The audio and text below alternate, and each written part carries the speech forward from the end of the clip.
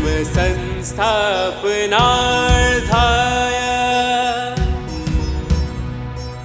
संभवामि युगे युगे संभवामि युगे युगे संभवामि युगे युगे। आते हैं भगवत गीता का 17वां अध्याय। सुनकर भी मन खुश खुश हो जाता है। 17th अध्याय, उपांत अध्याय कहा जाता है इसे। सेकंड लास्ट, उपांत मतलब अंत से पहले वाला, सेकंड लास्ट अध्याय। अब फाइनली कृष्ण समअप कर रहे हैं श्रद्धा के ऊपर। मैंने जो कुछ भी तुझे कहा, ध्यान से सुनना, मैंने जो कुछ भी तुमसे कहा, तुझे उस पर श्रद्धा होनी जरूरी है, क्योंकि बिना श्रद्धा के तो उस पार, उस अनुभूति तक कभी भी नहीं पहुंच पाएगा। जहां अनुभव होता है वहां श्रद्धा की आवश्यकता नहीं है। जहां अनुभव नहीं है वहीं श्रद्धा टर्म को यूज किया जाता है। मेक श्योर तुम्हारे अनुभव में है कि पानी ठंडा है, ये वहां श्रद्धा की क्या आवश्यकता। लेकिन जहां तुम्हारे अनुभव में नहीं है कि पानी ठंडा है, वहां किसी की बात पर भरोसा करना, विश्वास करना, उसे श्रद्धा कहा जाता है। यस और नो? यानी अर्जुन को अभी भी वह दिव्य अनुभूति नहीं है, आत्मज्ञान वाली। वो ईश्वर ने जो रूप दर्शन कराया बात अलग है, लेकिन खुद से जो आत्मज्ञान हो वो वाला आत्मज्ञान नहीं है। तो उस आत्मज्ञान के लिए फाइनल रिक्विजिटी क्या है? फाइनल रिक्विजिट क्या है? वो है श्रद्धा। अब पूरा का पूरा 28 श्लोक, पूरा अध्याय खाली श्रद्धा के ऊपर चलेगा। और उस श्रद्धा को 3 विभाजन दिए हैं, सात्विक, राजसिक और, ये 3 शब्द तो तुम्हें पता है। तामसिक यानी इनर्शिया, सोया हुआ, कुछ करना ही नहीं चाहता। रजस यानी ओवर एक्टिव, और सत्व यानी बैलेंस, एक कंप्लीट संतुलन का भाव। तुम्हारी श्रद्धा क्या है? तुम देखना आज से अब ये शुरू हो रहा है और इसके अंदर और भी दूसरे दूसरे टॉपिक्स उन्होंने डाले हैं, but with reference to Shraddha only. मुख्य इस पूरे अध्याय का नाम है श्रद्धा त्रय विभाग योग। श्रद्धा क्या है? जहां अनुभव नहीं है वहां भरोसा करना पड़ता है, और उस भरोसे के आधार पर ही तो अनुभव तक पहुंचा जाएगा। यस और नो? जब तक तुम्हें भरोसा ही नहीं है तब तक तुम अनुभव तक पहुंचोगे कैसे? और जिस दिन अनुभव हो जाए उसके बाद तुम कहोगे मुझे श्रद्धा है, तो यू आर फूल। अनुभव के बाद तुम्हें कहने की जरूरत नहीं है मुझे श्रद्धा है। अनुभव के बाद तुम कहोगे I have experience this has not come out of my faith. ये मेरी श्रद्धा में से बाहर नहीं आया, ये मेरे अनुभव में से बाहर आया है। मेरे जितने भी वचन बाहर आते हैं, मैं ये कहूंगी ये मेरे अनुभव से बाहर आए हैं। और जब तुम उसके ऊपर हामी भरते हो तो तुम कहोगे ये हमारी श्रद्धा से है। फर्क क्या है हम दोनों में? मैं अनुभव से बोल रही हूं और मेरे अनुभव को तुम्हें अपनी श्रद्धा बनाना है। यानी ये श्रद्धा कोई शिष्य नहीं कर सकता, ये श्रद्धा से तुम्हें केवल कोई सद्गुरु भर सकता है। तुम आकर, यदि बहुत बड़ी बात कही है मैंने, शिष्य तुम नहीं कह सकते कि हमें तुम पर श्रद्धा है, लेकिन कोई सद्गुरु तुम्हें over the period of this process श्रद्धा से भर सकता है। उनकी बातों में तुम्हें वो दम लगेगा, उनकी बातों में तुम्हें वो प्रामाणिकता लगेगी, उनकी बातों में तुम्हें वो ईश्वर का नृत्य नजर आएगा कि तुम श्रद्धा किए बिना रह नहीं पाओगे। लेकिन ये भरावा होगा गुरु की तरफ से, ये चढ़ावा शिष्य का कभी नहीं होता। सारे धार्मिक संप्रदाय कहते हैं तुम श्रद्धा करो गुरु पर, तुम श्रद्धा करो गुरु पर, क्योंकि वहाँ कोई गुरु ही नहीं है। जहाँ कोई सद्गुरु होंगे वो अच्छी तरह जानता है शिष्य श्रद्धा नहीं कर सकता, लेकिन सद्गुरु अपनी बातों से शिष्य को श्रद्धा से भर सकता है। इसी श्रद्धा के ऊपर चर्चा चलेगी। श्रद्धा किस पर करनी है, श्रद्धा कैसे करनी है, श्रद्धा के मूलभूत अनिवार्यता, संभावनाएं क्या क्या है, ये सब बातें इस पूरे अध्याय में चलेगी। Very interesting. तुम्हें खाली अपनी श्रद्धा को टैली करते जाना है। तुम देखोगे तुम्हारी श्रद्धा कहाँ खड़ी है। जो लोग अपनी श्रद्धा को सात्विक भी कहते हैं ना, वो भी कहीं ना कहीं अभी तमस या रजस में आ जाएंगे। और अभी अभी पिछले अध्याय में तुमने आसुरी और दैवी संपत्ति किया। ये श्रद्धा भी उन्हीं दो टर्म से रिलेट कर लो। दैवी संपत्ति वाले जो हैं उनकी श्रद्धा सात्विक होगी, और आसुरी संपत्ति वाले हैं उनकी श्रद्धा राजसिक और तामसिक, और खाली तामसिक नहीं, राजसिक और तामसिक दोनों। क्योंकि मैंने हमेशा यही कहा है, राजसिक और तमस एक ही सिक्के के दो पहलू हैं। तुम्हें लगे तमस से अच्छा रजस और रजस से अच्छा सत्व, ये धारणा तुम कब की तोड़ा है? हाँ कि नहीं? तमस और रजस एक ही सिक्के के दो पहलू है। रजस कभी भी तमस में जा सकता है, लेकिन सत्व इज एब्सोल्युटली डिफरेंट। तो दैवी संपत्ति जो है वो कौन सी है? सात्विक श्रद्धा। और आसुरी संपत्ति है वो है राजसिक और तामसिक श्रद्धा। शुरू करें इस अध्याय को। अध्याय 17वां आरंभ से लेना, अथ सप्तम। ॐ श्री परमात्मने नमः। अथ सप्तदशोऽध्यायः। अर्जुन उवाच ये शास्त्रविधिमुत्सृज्य यजन्ते श्रद्धया तेषां सत्वं रजः। पिछले अध्याय के अंत में ही कृष्ण ने बोला था, जो पुरुष, देखो 23वां श्लोक पिछले अध्याय का अंतिम से एक पहला, जो पुरुष शास्त्र विधि को त्याग कर अपनी इच्छा से मन माना आचरण करता है वह न सिद्धि को प्राप्त होता है, न परम गति को, और न ही सुख को। इसलिए तेरे लिए इस कर्तव्य और अकर्तव्य की व्यवस्था में शास्त्र ही प्रमाण है। ऐसा जानकर तू शास्त्र विधि से नियत कर्म ही करने योग्य है। ये कंटिन्यूएशन में चल रही है भगवत गीता। 15 दिन के बाद अर्जुन ने प्रश्न नहीं पूछा। अर्जुन ने बैक टू बैक ही फायरिंग की है, तो साथ साथ में ही देखो, इसलिए रिलेट करवा रही हूँ कि अभी वहाँ शास्त्र पर बात खत्म हुई, यहाँ प्रश्न आ गया, हे कृष्ण, जो मनुष्य शास्त्र विधि को त्याग कर श्रद्धा से युक्त हुए देव आदि का पूजन करते हैं, उनकी स्थिति फिर कौन सी है? सात्विकी, राजसी अथवा तामसी? शास्त्र क्या होता है? शास्त्र यानी ये शास्त्र किसे कहा जाता है? ज्ञानियों के वचन, अनुभव किए हुए वचन। हाँ, आत्मज्ञानियों ने जो अनुभव करके जहाँ लिखा है वो शास्त्र। अब तुम्हें कैसे पता चलेगा ये आत्मज्ञानी ने लिखा है? तुम्हें कैसे पता चलेगा? पढ़ते पढ़ते वेदन हमें भी उस एक्सपीरियंस तक ले जाएंगे। एक्सपीरियंस होता है, वेदन होता है। उसको पढ़ने से अंदर में हमें वेदन होता है, इसलिए वो शास्त्र है। तो भगवत गीता पढ़कर तुम्हें पहले भी ऐसा ही वेदन हो रहा होगा। सालों से तुम तो इसी वेदन में बहे चले जा रहे हो। ये तो मैंने पकड़ के तुम्हें यहाँ बिठाया कि आ जाओ प्रभु, अब मेरे साथ रहो थोड़ा। क्या शास्त्र क्या होता है? हाँ, सदगुरु किसी फैंटम की कॉमिक को भी समझा देना तो वो शास्त्र बन जाता है, ये समझ लेना। शास्त्र शब्द का अर्थ क्या है पहले तो ये समझो। शास्त्र, शास यानी शासन, और त्र यानी रक्षा। रक्षा शासन कोई करता है तो क्यों शासन करता है? The governing body. शास जमा त्र। शास यानी गवर्निंग बॉडी, रूलिंग बॉडी, शासन करने वाली बॉडी। और त्र का अर्थ होता है रक्षण के लिए, तुम्हारी रक्षा के लिए कि मेरी रक्षा के लिए। बीजेपी और कांग्रेस की बात नहीं चल रही है, ये कौन से शासन करने की वालों की बात चल रही है? जो तुम्हारी रक्षा करता है, तुम्हारी। शास्ता कौन होता है? जो शासन करता है वो शास्ता होता है। यानी जो तुम्हारी रक्षा के लिए तुम्हें रूल करता है, गवर्न करता है, वो शास्ता है। तो शास्त्र क्या है? देखो, सिमिलर वर्ड्स है और शब्दों में ही उनके अर्थ पड़े हुए हैं। शास्त्र, शास्त्र का अर्थ होता है शासन करना, रूल करना, गवर्न करना, रूल्स देना, डिसिप्लिन देना, अनुशासन देना। अनुशासन शब्द में भी शासन आया कि नहीं?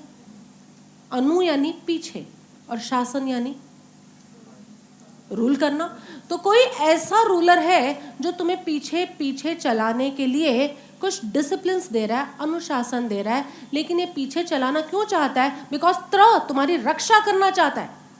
तो शास्त्र कौन है? शास्त्र का एक्चुअल मीनिंग क्या होता है? तुमने इतनी बार ये शब्द सुना होगा, लेकिन तुमने कभी इसकी गहराई में झांक कर नहीं सोचा कि शास्त्र का मीनिंग क्या है। शास जमा त्र, शास यानी गवर्निंग बॉडी, रूलिंग बॉडी, और त्र यानी ये रूल क्यों कर रही है, इसको रूल करने का अधिकार क्यों दिया है हमने? क्योंकि ये रक्षण करता है। त्र यानी रक्षा करना। ये दो शब्द समझ में आते हैं पहले तो, क्योंकि अभी शास्त्र के एंगल से बात चलेगी। तो ruling body and the purpose of ruling is तुम्हारी रक्षा, तुम्हारा रक्षण, तुम्हें सेफगार्ड करना, तुम्हें सेव करना, तुम्हें प्रोटेक्ट करना, ये उसके रूलिंग का के पीछे का उद्देश्य है। शास्त्र यानी अर्थ क्या निकला? तुम्हारी सुरक्षा के लिए जो तुम पर राज करे, यही मतलब निकला। शास्त्र का मतलब क्या निकला? पूरा जो तुम्हारी सुरक्षा के लिए तुम्हें गवर्न करे, तुम्हें रूल करे, तुम पर राज करे, तुम पर सियासत अपनी जमाए, इसको शास्त्र कहा जाता है। और ये शास्त्र दो प्रकार के होते हैं, एक जीवित शास्त्र और एक मुर्दा शास्त्र। तुम इतने होशियार हो कि मुर्दा शास्त्रों को तुम कभी अपने ऊपर गवर्न नहीं करने देते, इसलिए तुम्हें चाहिए कोई जीवित शास्त्र। शास्त्र का मीनिंग समझ में आया? अब तो खबरदार तुमने कभी किसी को ऐसा बोला शास्त्र यानी पुस्तक, नहीं। शास्त्र का क्लियर मीनिंग, मैंने कल इसके लिए बहुत संस्कृत की किताबें खोली, क्योंकि इस मौके पर अब जब कृष्ण ये बात कर रहे हैं तो इसके अंदर गहराई अलग ही है। शास जमा त्र, शास यानी रूलिंग बॉडी या द रूलर, और त्र यानी रक्षण के लिए या रक्षा के लिए, टू प्रोटेक्ट। तो शास्त्र का पूरा मीनिंग क्या हो गया कि जो तुम्हारी रक्षा के लिए तुम पर राज करता हो, तुम पर कुछ न कुछ गवर्निंग रूल्स डालता हो, शासन करने के लिए रूल्स एंड डिसिप्लिन्स देता है। जैसे आज हमने शुरू में दिए ना कुछ रूल्स SRM के लिए। अब ये शास्त्र जो है, again they are of two types. एक है मृत शास्त्र, बहुत है, उपनिषद है, वेद है, पुराण है, ये सब शास्त्र की कैटेगरी है। जैनों की तरफ आओ तो उनके पास भी इतने सारे आगम है, अपने 32 आगम, 45 आगम। बौद्ध शास्त्रों की तरफ जाओ तो दुनिया भर के शास्त्र हैं उनके पास भी, हर किसी के पास। वहाँ क्रिश्चियन तरफ चले जाओ तो बाइबल का शास्त्र है, जहाँ चले जाओ वहाँ कोई ना कोई मुर्दा शास्त्र मिल ही जाएगा। और मुर्दा शास्त्र का मतलब क्या है? जो पहले हुए, लेकिन उन्होंने भी लोगों की रक्षा के लिए उन्होंने भी कुछ रूल्स एंड डिसिप्लिन्स बनाए थे, जिसको पूरा का पूरा कॉन्स्टिट्यूटेड फॉर्म के अंदर किसी किताब के अंदर डाल दिया, वो शास्त्र बन गए। अब जरूरी नहीं है कि उस समय जो रूल्स एंड लॉज बनाए गए थे वो अभी भी उतने ही तुम्हारे लिए लागू होते हो, जरूरी नहीं। अभी हमने रूल बनाया कि SRM के अंदर 3 बार ही कंट्रीब्यूशन का वो खुलेगा, लेकिन इसका मतलब ये नहीं कि 50 साल बाद भी यही रूल हर ऑर्गेनाइजेशन फॉलो करेगी या हमारा ऑर्गेनाइजेशन फॉलो करेगा। हमारे यहाँ तो तुम्हें पता है 1 साल ये कर दिया, हो सकता है 3 साल बाद हम ही बदल दें। सो एवरीथिंग इज क्षेत्र और काल के अकॉर्डिंगली, समय क्षेत्र काल के अकॉर्डिंगली उस व्यवस्था के अंदर बदलाव आता रहता है। तो एक तो है मृत शास्त्र और दूसरे हैं जीवित शासन करने वाले, यानी कौन हो गए ये तुम्हें अच्छे से याद है। चलो इतना ही तुम्हारा जीवन ना सफल है, अगर तुम्हें इतना भी याद रह गया है कि जीवित शास्त्र कौन है। तुम कहे जीवित शास्त्र मतलब ये, और मृत शास्त्र मतलब जो पहले हो गए, जिनकी कॉपीज अब हमारे पास नहीं है, ऐसा तो डिपिक्शन नहीं करोगे। जिनके मैन्यूस्क्रिप्ट्स या जिनकी कॉपीज अब हमारे पास नहीं है, कितने ही आगम, कितने ही पुराण, कितना कुछ अभी चला गया है, जो नहीं है वो सब मर गए शास्त्र, और जितने हमारे पास है वो सारे जीवित शास्त्र। ऐसा डिपिक्शन तो नहीं करोगे। तुम्हारे लिए डिपिक्शन का एंगल एकदम बदल गया। मृत शास्त्र मतलब पहले जो ज्ञानी हुए उन्होंने जो कुछ भी लिखा, जो रूल्स, जो डिसिप्लिन्स, जो कोड ऑफ कंडक्ट, जो अनुशासन, उन्होंने लोगों को दिया वो उस समय के लिए राइट ही होगा। हो सकता है वो इस समय भी हमारे लिए राइट हो, लेकिन फिर भी there is always a chance कि वो हमारे लिए राइट ना भी हो सकता है वो उस क्षेत्र काल के लिए राइट थे, इस क्षेत्र काल में राइट नहीं है। सो उसके ऊपर भी डोमिनेट कौन कर जाता है? जीवित शास्त्र। और जीवित शास्त्र यानी सद्गुरु। और शास्त्र विधि शब्द आ रहा है यहाँ। शास्त्र कौन हो गए अब तुम्हारे लिए? सद्गुरु। और विधि क्या हो गई? आज्ञा। हाउ नाइस, बड़े प्रॉम्प्ट है आप इस जवाब के लिए। So you are very clear. शास्त्र विधि का मतलब यहाँ क्या हो गया? सद्गुरु आज्ञा। See how the word changes. जब कोई सद्गुरु ना हो किसी के जीवन में, तब उसके लिए शास्त्रों को रेफर करना इज ओके। ओके, तुम्हारे जीवन में जब तक कोई प्रत्यक्ष सद्गुरु नहीं आया तब तक तुम शास्त्रों को ही रेफर करो।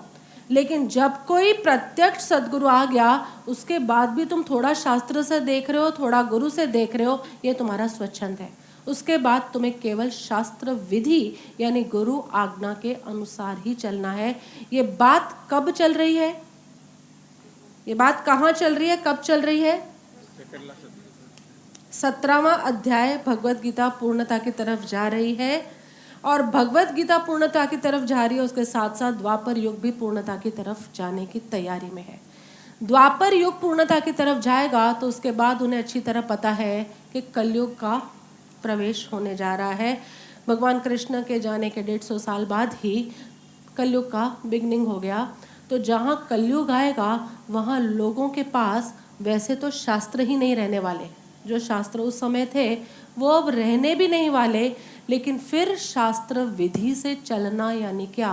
तो किसी प्रत्यक्ष सद्गुरु की आज्ञा से चलना। अब पढ़ो इसे। हे कृष्ण, जो मनुष्य शास्त्र विधि को त्याग कर यानी गुरु आज्ञा को तुम रिप्लेस करते जाना, सब्स्टिट्यूट करते जाना, को त्याग कर श्रद्धा से युक्त हुए देव आदि का पूजन करते हैं, उनकी स्थिति फिर कौन सी है? तुम दोनों वर्ड्स ले सकते हो। एक शास्त्र विधि का मतलब ले सकते हो जो शास्त्रों में लिखा है, और दूसरा तुम ले सकते हो गुरु की आज्ञा है। यानी गुरु की आज्ञा नहीं है, वो वाला हटा दो थोड़ी देर के लिए, वो भी अभी यहाँ तक रेलिवेंट है, आगे जाके रेलिवेंट नहीं रहेगा। गुरु की आज्ञा में नहीं रहते लेकिन घोर तप करते हैं, घोर यज्ञ करते हैं, घोर दान करते हैं, घोर संयम करते हैं, लेकिन गुरु की आज्ञा से नहीं करते, अपने मन से करते हैं। उनकी श्रद्धा को सात्विक कहोगे, राजसिक कहोगे या तामसिक कहोगे? ये अर्जुन का प्रश्न है। अभी तो मैं खाली प्रश्न समझा रही हूँ तुम्हें। अर्जुन का क्वेश्चन क्या है कि जिनके जीवन में गुरु नहीं है उनको किसको रेफर करना है? मृत शास्त्रों को। शास्त्र तो बहुत हो गए, मृत शास्त्रों को रेफर करना है। और मृत शास्त्र की को नहीं रेफर करके अपने मन से तप कर रहे हैं, अपने मन से यज्ञ कर रहे हैं, अपने मन से दान कर रहे हैं, अपने मन से पढ़ रहे हैं। ऐसे लोगों को भी कुछ तो श्रद्धा है तभी तो पढ़ रहे हैं, लेकिन उनकी श्रद्धा की कैटेगरी क्या है? सात्विक है, राजसिक है, तामसिक है? ये अर्जुन का प्रश्न है। तुम आंसर मत दो, अभी देंगे कृष्ण, तुम्हें देने की जरूरत नहीं है। या दूसरी तरफ उसका दूसरा मीनिंग शास्त्र का ले लो, तो दूसरा मीनिंग क्या है? गुरु आज्ञा, शास्त्र विधि। बहुत अच्छा लिखा। विधि शब्द वैसे कहाँ उपयोग में होता है? जब कुछ प्रत्यक्ष कार्य की बात हो तब। शास्त्र में प्रत्यक्ष कार्य नहीं है, तो शास्त्र विधि यानी गुरु की आज्ञा के अनुसार नहीं चलते, लेकिन घोर तप करते हैं, जंगलों में जाकर तप करते हैं, हर संवेदन रिट्रीट में अपना नाम लिखा देते। ऐसे भी लोग होंगे ना, कोई कोई हर एक में आके लिखवा देंगे। गौतम प्रभु कह रहे हैं मैं तो हूँ ही, और कोई लिखवाए कि ना लिखवाए मुझे तो लिखवाना ही पड़ेगा। इतना कुछ कर रहे हैं, उनकी श्रद्धा वो आत्मा अनुभूति के लिए ही कर रहे हैं सब कुछ, तो उनकी श्रद्धा कैसी है? दे डोंट रेफर टू शास्त्र, दे डोंट रेफर टू गुरु। आज के समाज में ऐसा एक वर्ग है कि नहीं? एक ऐसा वर्ग पका हुआ है, और इस कलयुग को ध्यान में रख के ही ये प्रश्न आया है बीच में कि ऐसे लोग होंगे जिनके पास ना तो राइट शास्त्र है, मृत शास्त्र, ना उनको किसी गुरु पर भरोसा है, लेकिन वो तपस्या घोर करते हैं, वो यात्राएं घोर करते हैं, वो शास्त्रों का अभ्यास भी करते हैं, वो सब करते हैं। तो इनको सत्व में डालेंगे, रजस में या तमस में, ये सब कुछ करते हैं आत्मज्ञान के लक्ष्य से, लेकिन इन्हें आत्मज्ञान होगा कि नहीं? क्योंकि इनकी श्रद्धा ही सात्विक, राजसिक या तामसिक कौन सी है? क्वेश्चन समझ में आया? फिर अब हम चलते हैं आंसर की तरफ। भगवान उवाच में सेकंड और थर्ड इकट्ठा।